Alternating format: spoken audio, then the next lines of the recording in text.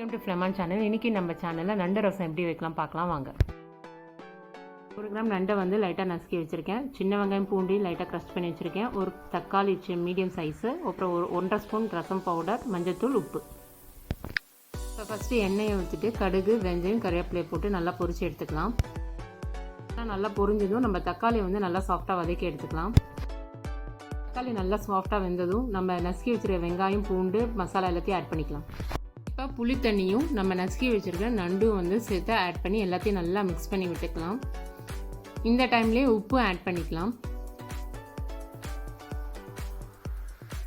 நண்டை வந்து நல்லா க்ரஷ் பண்ணி சேர்த்துக்கலாம், இல்லை இது மாதிரி கொஞ்சம் பெரிய பீஸாகவும் போட்டு சேர்த்துக்கலாம்.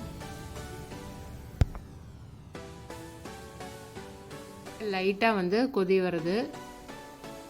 ஒரு 7-8 நிமிஷம் வந்து ரசம் கொதிக்கட்டும். அப்போ தான் அந்த நண்டு வேகும். இந்த மாதிரி குளிர் டைமில், மழை டைம்லலாம் இந்த மாதிரி நண்டு ரசம் வச்சு சாப்பிட்டிங்கன்னா நல்லது. நெஞ்சு சளி, கோல்டு இதெல்லாம் வராமல் இருக்கும். சூப்பரான நண்டு ரசம் ரெடி ஆகிடுச்சு. நீங்களும் ட்ரை பண்ணி பாருங்கள்.